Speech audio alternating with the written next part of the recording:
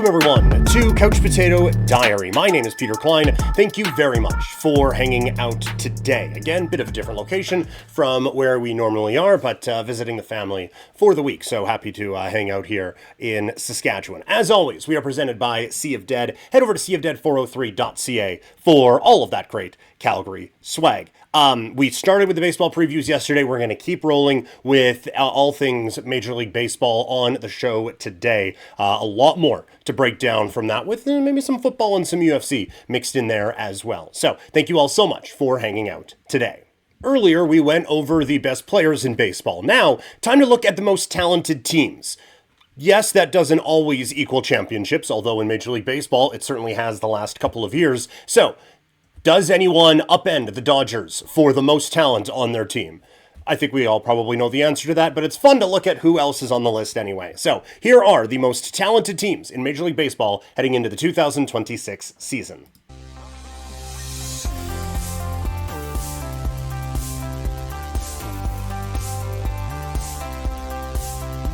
So, obviously, this is up for interpretation. It doesn't always mean the best team, the best fit, the best future, or anything like that. It is just which team for 2026 do I think has the most talented baseball humans on it. And so with that in mind, we will start with the Philadelphia Phillies. I know that it is a roster that is aging, absolutely. But Schwarber, Turner, Harper, a very, very good pitching staff as well. This is a pretty deep, very talented baseball group. And 1 through 9, that lineup is really, really difficult to pitch to, and that pitching staff is difficult to hit.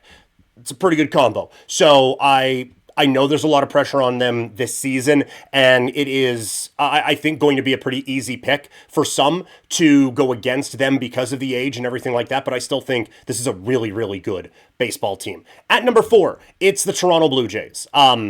The Bo Bichette loss knocks them down a peg on this, but when you look at the lineup, it's just solid 1 through 9. You have the superstar in the middle with Vlad Guerrero Jr., and then the pitching staff is one of the best in baseball, with, when healthy, anyway. That's obviously not the case right now, but when healthy, Gausman, Bieber, Yasavage, bringing in Cease, Ponce, Lauer, Scherzer, and the bullpen. I know the last thing we saw from them, not overly positive, blowing the lead in Game 7, but I still think the acquisition of Rogers helps out this bullpen quite a bit. Jimmy Garcia comes back at some point. Louis Varland was a stud during the postseason, and Hoffman, when he's on, is still really, really good. We saw, again, how the season ended for him, giving up the home run. That was a problem for him last year, but there's a lot of swing and miss in his game also. So I just think there are very few holes on this Blue Jays roster, and so that's why they make the list this season. Coming in at number 3, it's the Seattle Mariners. Again, a really good group. I like the acquisition of Donovan a lot. And you saw in the American League Championship Series, it's one of the best pitching staffs in baseball. The bullpen could use a little bit more depth, but lineup-wise, it's a very difficult group to navigate, especially when Naylor's rolling, when you have Raleigh as an MVP candidate, when Julio Rodriguez is playing like an MVP candidate. This is a team that has incredible talent all over the field, and they feel like they are knocking on the door of a championship right now. At number 2, it's the New York Mets. I have said before that they were an overrated team when we did one of those other videos, and I still stand by that. But I think part of that is the talent maybe doesn't fit in all of the right places. But again, this lineup, it's tough to do any better than. When you see the acquisitions that they made, bringing in Bo Bichette, Simeon still has, I think, a little bit left in the tank anyway, with Polanco as well. Luis Robert is, I think, going to remind some people of how good he is when he steps in for this team this year. They have some young pieces to be excited about. The starting rotation, kind of the same thing. They have some young pieces to be excited about, and then acquiring Peralta at the top of it gives this a very deep look. I worry about the bullpen a little bit, but I love a lot of the acquisitions that they made to the lineup. Peralta is going to establish himself as an ace on this team, and that's why I have them as high up as they are. So, again, I don't like where it all fits, but just from a pure talent standpoint, it's a really good group. And then number 1, it's the Dodgers. Like you have now 4 MVP candidates, you have multiple Cy Young candidates on there, and they solidified the bullpen, bringing in Diaz to lock things down in the 9th inning. There are very few weak spots on this team. It's a phenomenal farm system as well. There's a reason why they're the back-to-back World Series champions, because they have so much talent on this roster. So what do you guys think? Did I miss on anyone? Am I too high on some of these teams? Am I too low on teams that didn't make it? Let me know in the comments, or find me on social media. I am at Primetime Klein on Instagram, X, TikTok, Threads, and Blue Sky, and we can keep the conversations going over there. Everyone loves an underdog story, right? Well, Major League Baseball always brings some great ones. We saw last year with the Blue Jays' run to the World Series. But there are some teams still getting undervalued, underrated, if you will, across MLB. So today we're going to look at the top 5 undervalued teams on the betting market and from the folks out in Vegas when looking at the win totals. So here are my picks for the most underrated teams in Major League Baseball this season.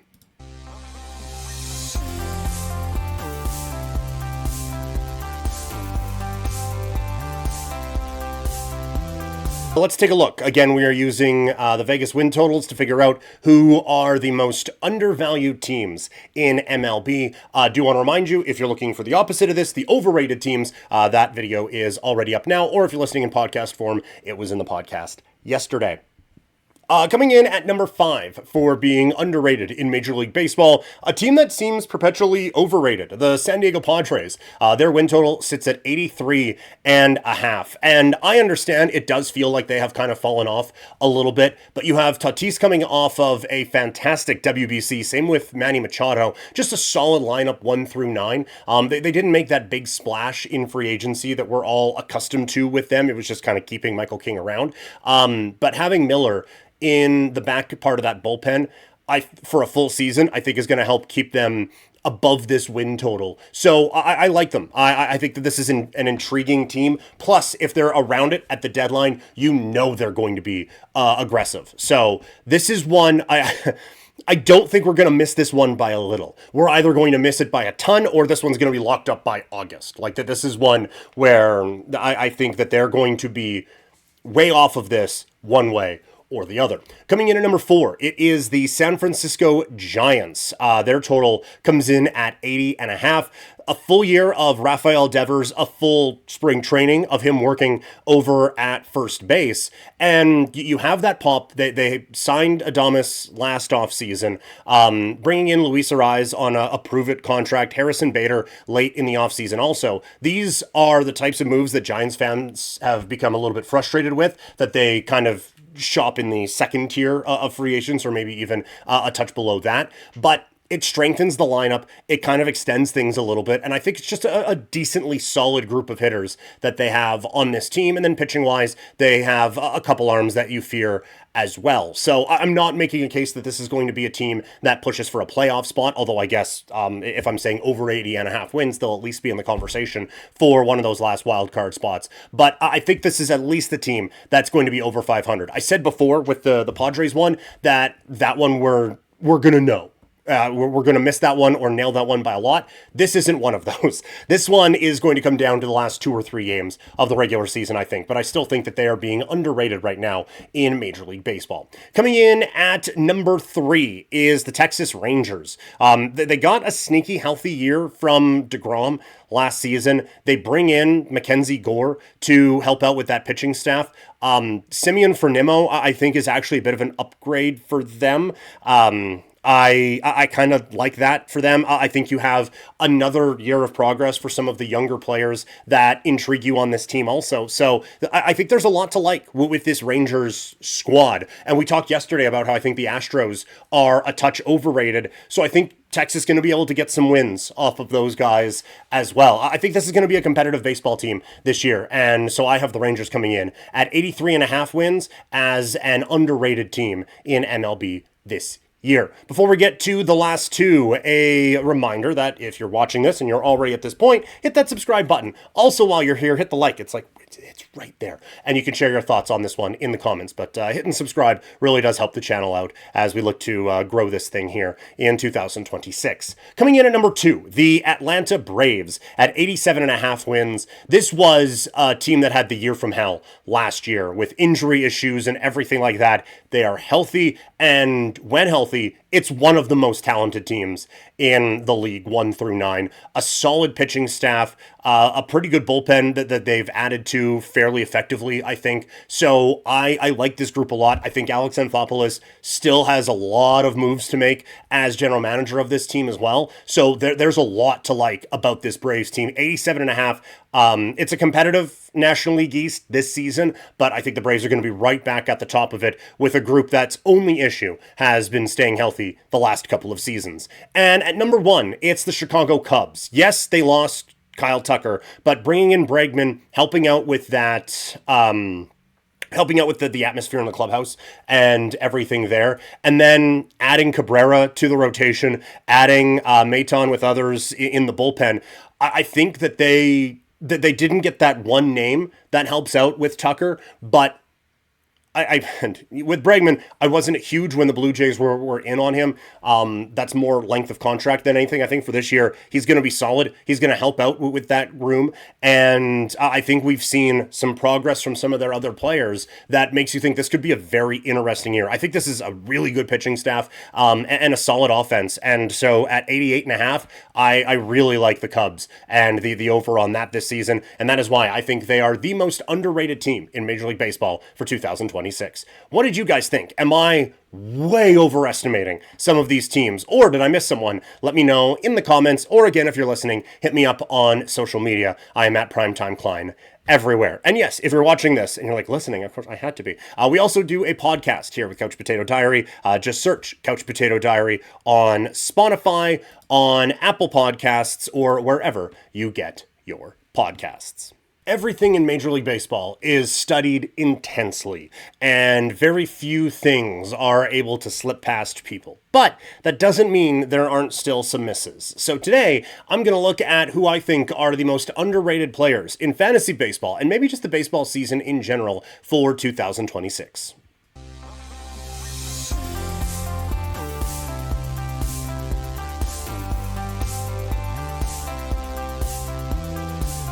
So, looking at the underrated players for MLB for the 2026 season, if you're looking for underrated teams, did that video already. And if you're listening in podcast form, it probably played just before this, so you're probably not looking for that. Yes, using Fantasy Baseball ADP to kind of as the gauge for this. But just that was just to put a number on some of these. At number 5, it's Dylan Cease. Obviously, if you're watching, you can see the hat. I have an emotional investment in this dude being awesome this year, so I think he's going to be pretty good. But I think that there's a lot of value. Right now, his ADP in fantasy baseball is 67th overall. So we're looking at 5th, 6th round, somewhere in there. He has been a lock to rack up the counting stats, right? He has a ton of volume, strikes out a bunch of dudes, and now he's going to a Blue Jays team where the defense has improved significantly from the one that he played with in the Padres, and they have been able to get the most out of guys like this. Remember Robbie Ray's Cy Young season. Kevin Gausman has had a phenomenal stretch with the Blue Jays and Pete Walker as their pitching coach. So I think Dylan Cease could be the next one in a long line of pitchers that kind of outperforms what they've done in the past. And so I think even in the 6th round, a pretty good steal there, getting Dylan Cease. One pick after him is the next one. Number 4, it's Shea Langeliers from the Athletics of Town to be determined. Coming in with an ADP of 68. He had a bit of a breakout year last year. Even if some of those power numbers do come down a little bit, I still think this guy has an opportunity to be a great value for people at the catcher spot where there isn't a ton of it this year. So I think that he is being slept on a little bit and underrated. And I think just around baseball, he's a bit of an underrated player as Kurtz gets a lot of the attention for the Athletics. I think Langeliers deserves quite a bit of that as well. Hitting the midway point of this at number 3 is Roman Anthony, ADP of 49. I think he is on the cusp of a major year. This is going to be your last chance, I think, to get him in the back part of the top 50. I think that you see what he was doing at the WBC. You see the talent that he has, and another year of comfort in Major League Baseball. I think this is going to be a monster season for this guy, and getting him at 49 is a phenomenal value and shows that I think he is a bit underrated right now. At number 2, a bit of a forgotten guy. It's Yordan Alvarez, ADP of 31. I said this in the underrated teams about the Padres. This one's going to miss by a lot. It's either he's going to get hurt and he's not going to be anywhere close to ADP 31, or he's going to be healthy all season and he's going to be back to being a top 10 player. He has phenomenal power, but he's not just run into a bunch of home runs and can't do anything else guy. This is just a very solid hitter for this Astros team. Maybe some RBI numbers aren't going to be there, but in terms of just being able to produce, this dude has it. And there's no way he's going to be 31st overall. He's either going to be 10th or 131st. And I'm obviously, where I'm banking on with this. Lastly, number 1, the most underrated player, I think, in fantasy baseball, and maybe even in baseball in general, is Yoshinobu Yamamoto. Again, some scars from World Series with the Blue Jays, but this is a phenomenal pitcher. To get him a full round after guys like Crochet, Skubal and Skeens and all of them, that doesn't feel right to me. He feels like he is in that tier, given what he did at the World Series, the help he's going to have behind him with the Dodgers.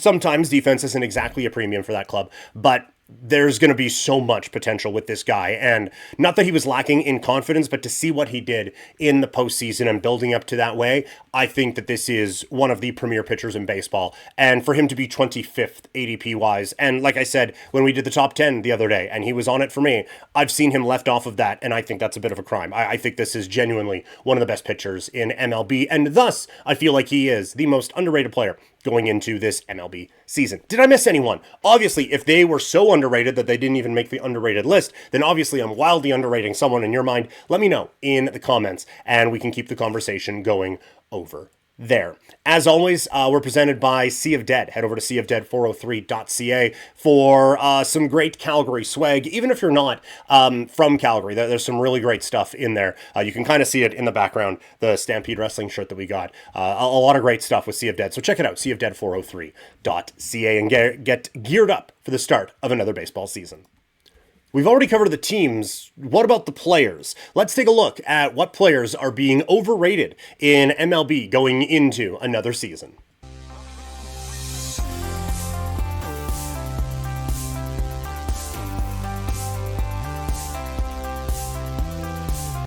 All right, just did the underrated players in MLB. So going to do the same format. Only 3 we have here for overrated.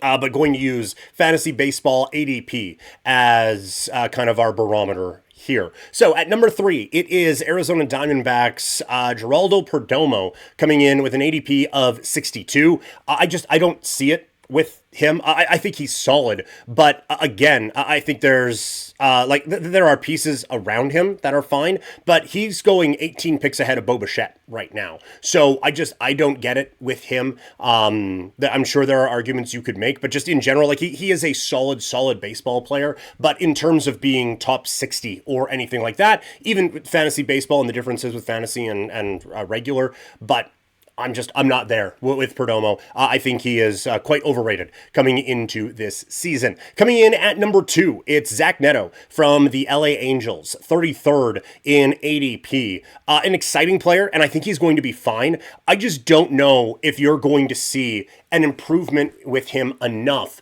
that some of those counting numbers and everything are going to hit for someone to be drafting him in the 3rd round or anything like that for fantasy baseball. And then for regular baseball, the Angels just aren't that great. Again, he's going to be a solid player, and I think he's going to be fun to watch at times and give the Angels a bit of hope where they haven't had that in a while. But in terms of him being that top 30 guy or anything like that, I just don't see it there. And at number one, maybe there is a little bit of bitterness happening here, but it's Kyle Tucker. Right now, ADP of 11. It was a down year for him last season, and I'm sure there will be some bounce back with him. But I think one of the things we are going to see is that, yes, he was the best player available in free agency. That doesn't make him one of the best players in baseball. I think that having the pressure off of him is going to be just fine, but now that the Blue Jays aren't pursuing him, and you can kind of look at it, I think taking a step back, I think there are quite a few red flags with this guy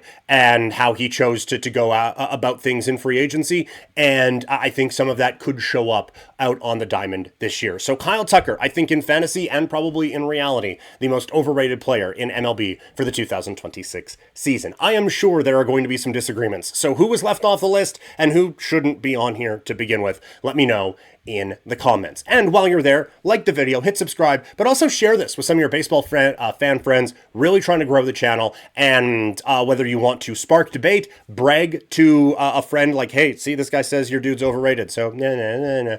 Or if you just want to rage bait someone, either way, share it with your baseball fan friends, and we can keep that conversation going down in the comments. This is one of my favorite lists to do for the start of any new season. Not necessarily who's the best player, but who's going to decide how this season goes. Yes, those lists are a little bit different. There are some guys who are, whether you want to call it X factors or anything like that, there are some guys who can just shift the balance of a season, and I have picked out the 5 that I think could really change how things go for MLB in 2026.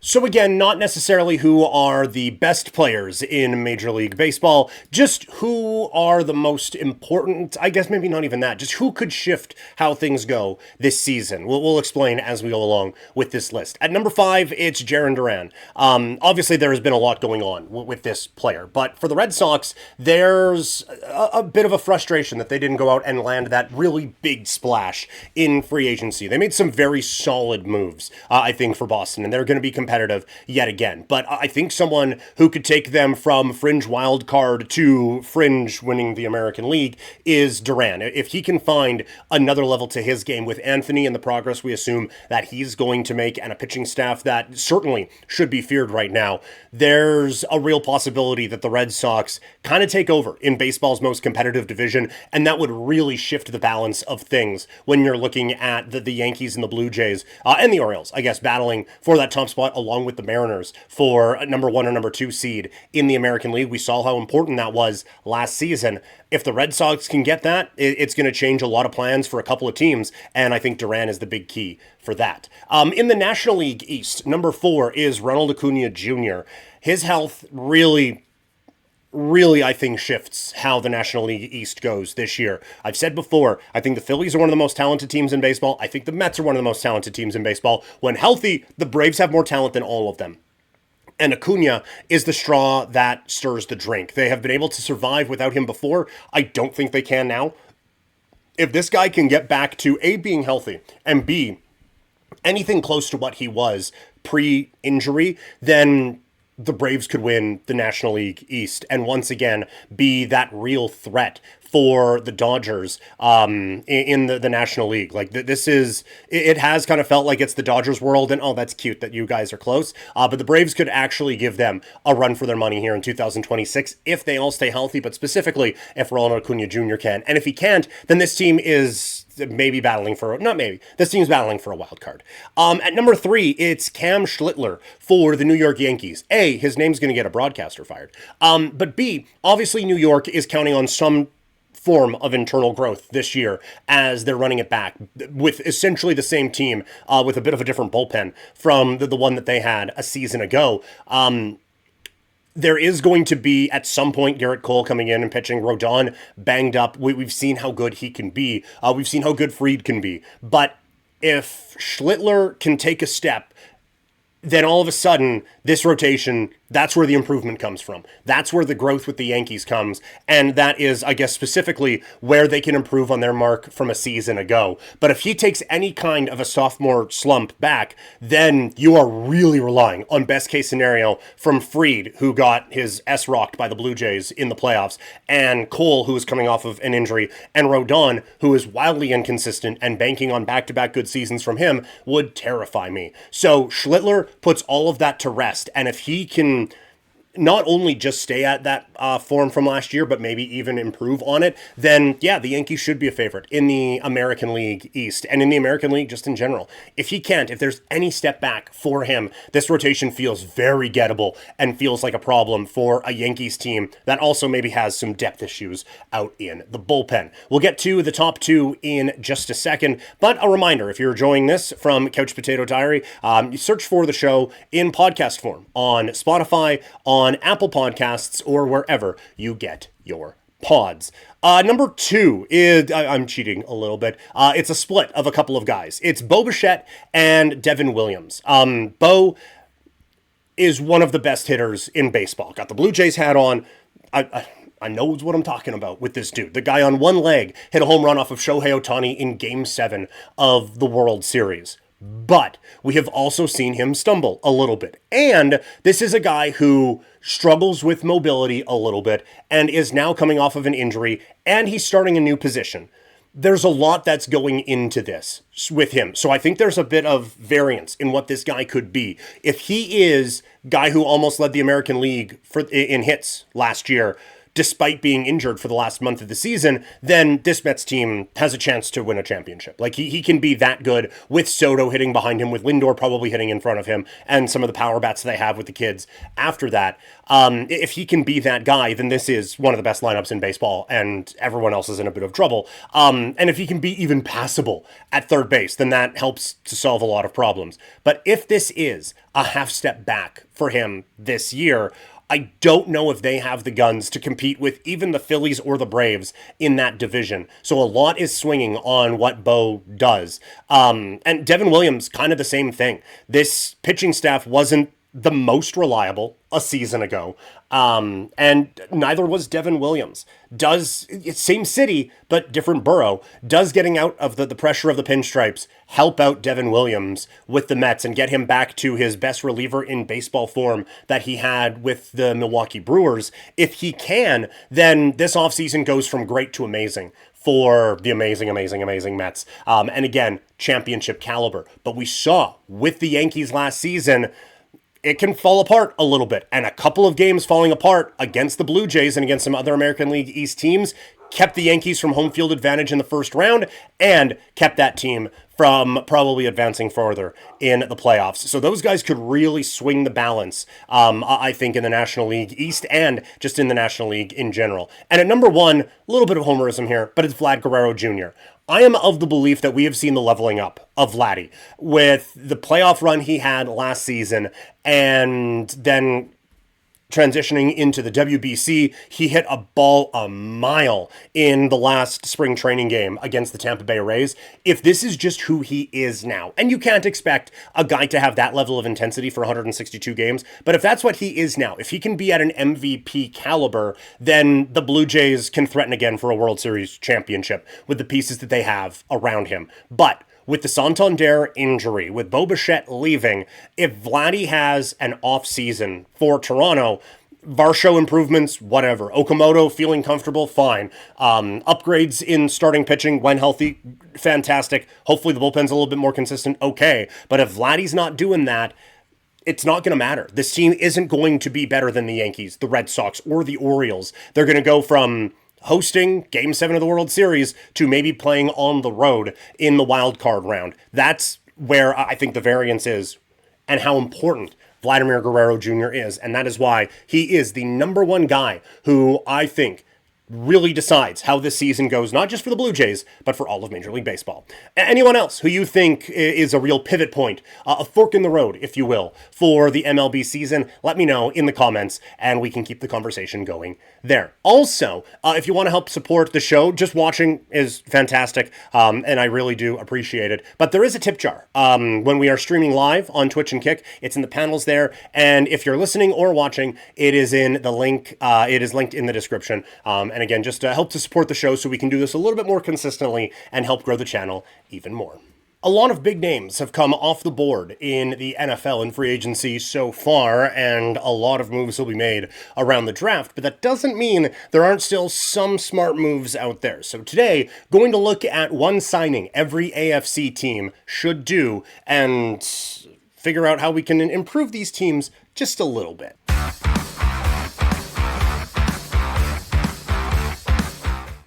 So, doing one signing for every team, doing the AFC first. NFC is going to be on the podcast tomorrow. And if you're not watching this around the time that I recorded, the video is probably up now, up on YouTube. We're going to start in the AFC East. And so, basically, what I did, I tried to be as realistic as I could about where the teams are at in the salary cap and who is still available, and gave first dibs to the teams with the most salary cap space. I felt that was probably the most fair. So up first, the New England Patriots. They've made the move with Romeo Doubs to address some things at wide receiver, and I know a lot of people are wondering what they're going to do about the offensive line, given some of the issues they had against Seattle, but they still feel pretty locked in with the guys that they have. So I went to helping out on the defensive side of things and giving them a little bit more help in the pass rush, and so I went Joey Bosa with the New England Patriots. Again, with Coach Mike Vrabel and how good that defense was a season ago, you could make the argument that maybe some of that was based off of the schedule that they faced, and still good defense and all of that. But I think we saw in the Super Bowl that there's some improvements that could be made there. Bosa, I think, helps to really solidify that. Up next, the Buffalo Bills. I gave them Dylan Parham, former offensive lineman for the Vegas Raiders.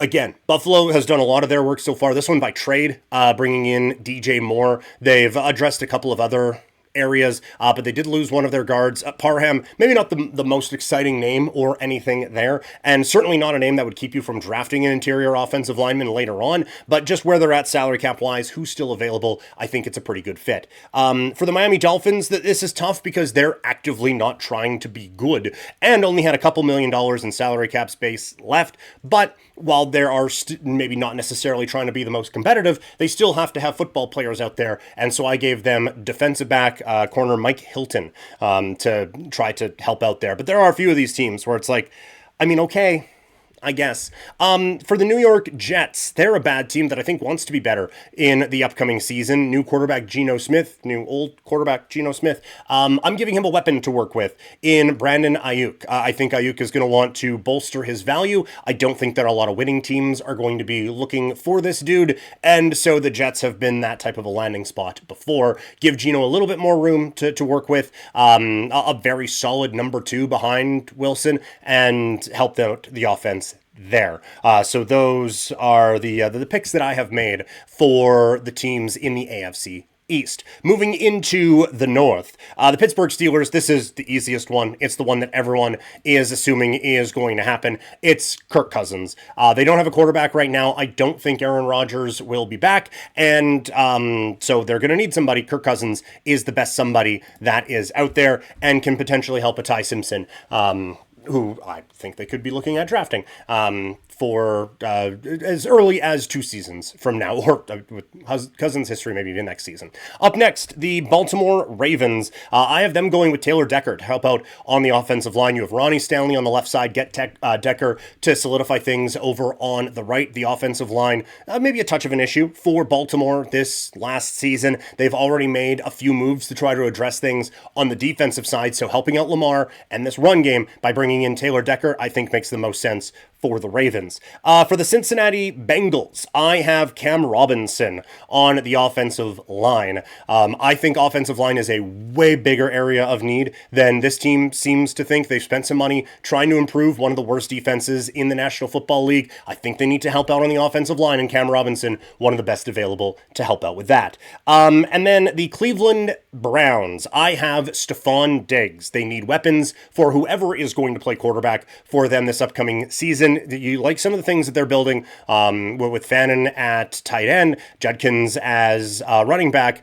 Don't love a lot of the wide receivers. Stephon Diggs can be a bit of a stabilizing presence for the Cleveland Browns there. We'll get to the other half of the conference in just a second, but would like to ask if we've made it this far already, hit that subscribe button, and it really does help grow the channel here, and we want to keep the football conversations going. Let's move into the AFC South, and we'll go to the Jacksonville Jaguars, and I'm giving them Larry Ogunjobi. Again, they lost a little bit on offense with HN Jr. going to the New Orleans Saints. I still like the talent they have on the offensive side, though, with Booty as the running back. I think Thomas just had a really bad year last year. I think he's going to be fine. They really like Jacoby Myers out there. Hunter is going to be maybe a little bit more sparing on the offensive side, but long story short, I think they're okay on offense. I think they need to strengthen up the defense just a little bit more. Helping out on the D-line with Ogunjobi is the way I would go for them. For the Houston Texans, it is guard Darryl Falale. $14 million they have in salary cap space. I think offensive line is a major need for this team. They have tried to address it.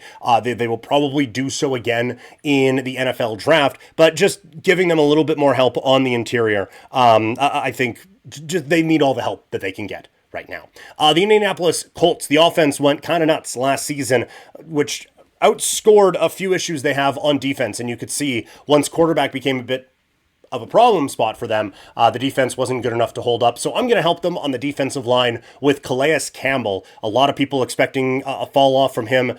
He's not what he once was, of course, but they also don't need him to be that. Just a bit more of a stabilizing force in the middle of that defensive line. And for the Tennessee Titans, I'm going Jawan Jennings. If I'm Cam Ward, I am hoping that Wan'Dale Robinson isn't the big splash of the offseason to help out your young quarterback. I'm sure that there is a weapon coming or two in the draft, but I think Jawan Jennings has the stuff to be a pretty legitimate number one. He'd be the most talented wide receiver on this team, and it takes some of the pressure off. And even if you draft a kid, that there's still a chance they could outshine them, and you figure it out there. But Jennings, I think, would certainly be a solid addition for the Tennessee Titans offense. And then we get to the AFC West. The Denver Broncos, I have them going with Brian Robinson Jr. We talked about this in the free agents list that I did with the most talented free agents still available, or the best free agents still available. A lot of people forget that Brian Robinson Jr. was a number one running back a couple of seasons ago. It's why people were so excited to see what he could do if he came in for Kyle Shanahan and that offense out in San Francisco. Didn't end up really working out that way. They have been missing a running back like this. They've tried to piece it together with a few of these guys.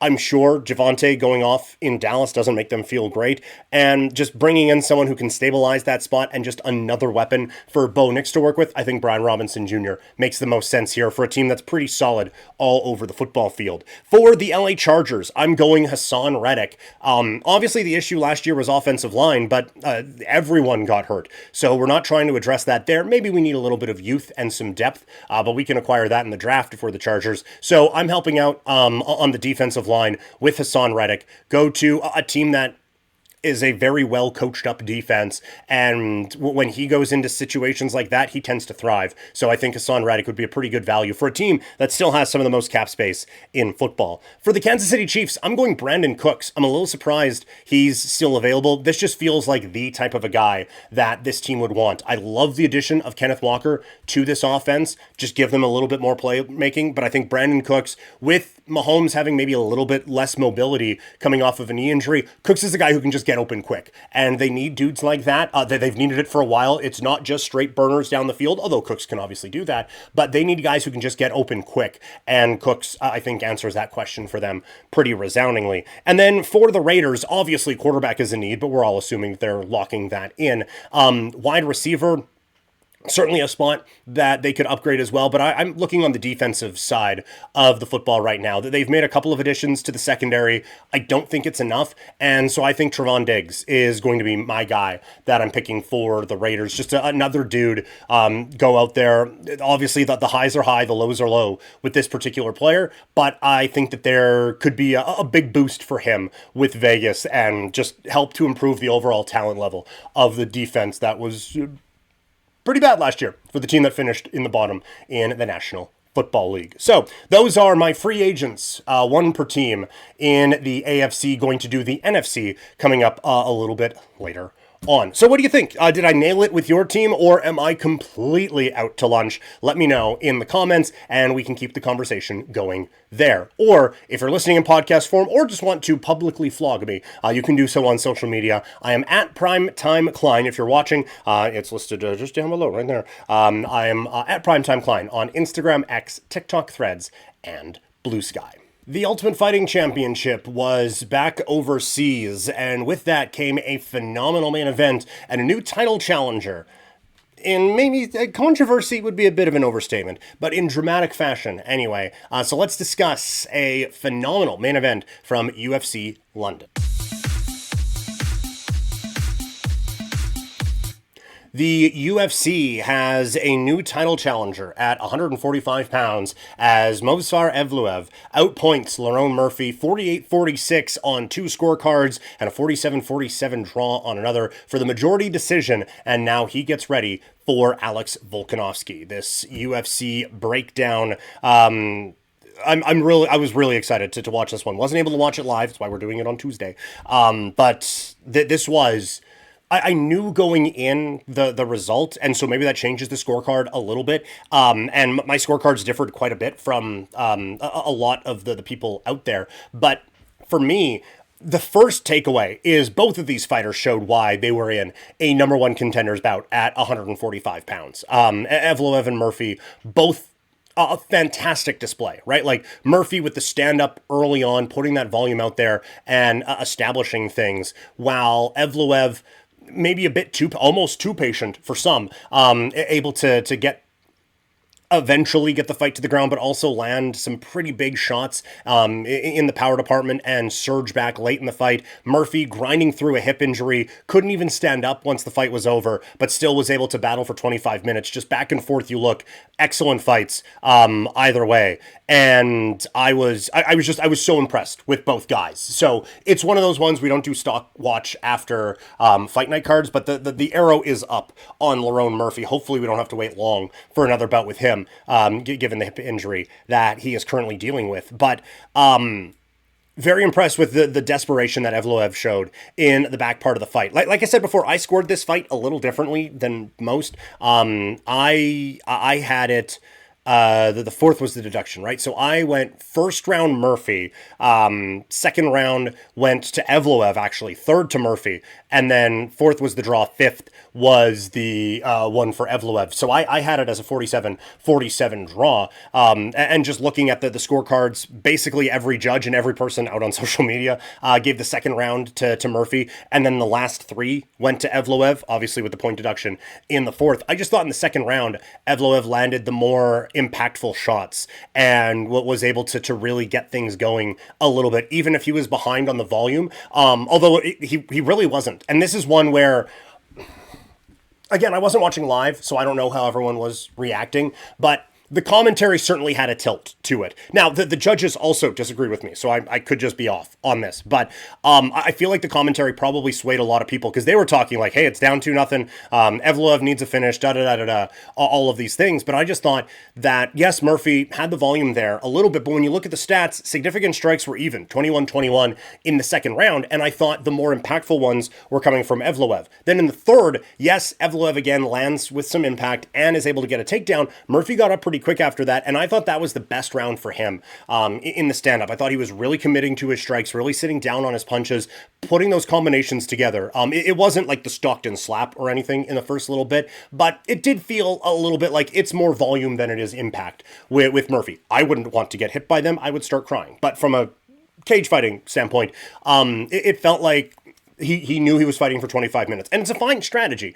But it felt like in the third round, these were really starting to land a little bit more and with quite a bit more impact. So I thought even with the takedowns, I thought he was able to survive it.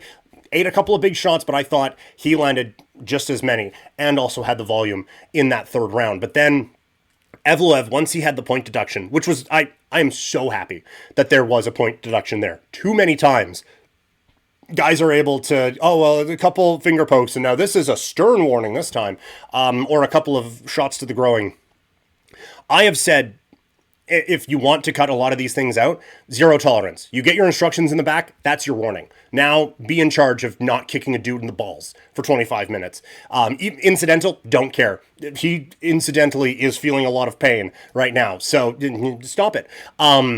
So I was happy that it was one warning and then a point deduction, even if it was incidental and all of that. I was happy that there was the point deduction there, and then Evloev turned it on. So much more aggressive, coming forward with takedowns, very relentless. But then you have to give Murphy credit for being able to get back to his feet, keep this fight competitive over the last 15 minutes or so. I guess at that point, the last 10 that he was able to stay competitive in. And then in the fifth round, again, Evloev really pouring it on. The moment where Murphy slips, Evloev pounces on him and just starts going to town, ground and pound. You could really see the urgency and just how terrifying this guy can be from a ground and pound perspective. So again, full marks to both guys, but I thought as the fight went on, Murphy started to slow just a bit, like just a touch. He was still putting the volume out there. He wasn't landing with the same impact that he did in the third round. Still had that volume there, but Evloev got better as the fight went on, got more urgent, got more desperate, and got more physical, and really was able to drag that fight into the waters that he wanted. So a deserving winner, even though I had the fight as a draw, a deserving winner, I think. Movsar Evloev. And now, yeah, it's a lock. I know Gian Silva was pushing for a title shot, but no, it's Evloev's now. He deserves it at 20-0, coming off of a long layoff, now taking on Alex Volkanovski. I don't believe he is going to be successful in that venture, but he would be hoping, just an early thought on this, he would be hoping that Volkanovski has slipped a little bit and that he has not had to be tested against Diego Lopez in the ways that Evloev is going to be able to test him. Like Lopez is just kind of with all due respect, bit of a lesser version of Volk, right? Where Evloev can really put that pace on you. Now, Volk is not going to wear down in this, but if Evloev can kind of dictate that pace, that is what he's going to be looking to do to try to become the featherweight champion of the world. Murphy, I don't think this should knock him down much. Like, I would keep him very high in the rankings and put him basically in a title eliminator again, or at least in a fight where if he looks impressive, a championship opportunity is within the range of outcomes for him. But if he has to point his way to it, a couple of victories and then into a title opportunity, I thought he was really, really good on this day. What did you guys think? Like I said, my scorecard's different than a lot of people's. So there could be some disagreement there. Absolutely. Let me know what you thought in the comments, and we can keep this convo going throughout there. Also, share this with your MMA fan friends. UFC is where I really cut my teeth in broadcasting in Calgary, with a show called Combat Central with UFC talk, as well as professional wrestling. And it's what I want to be one of the strengths of this channel. So would love to get more fight fans in here. So make sure you share this with a few of your fight fan friends, and we can keep those convos going. Also, hit subscribe and like this video also, because again, really trying to grow the channel here with all of you fun fight fans out there. Here are the 3 things that I'm watching for from AEW Dynamite coming up on Wednesday.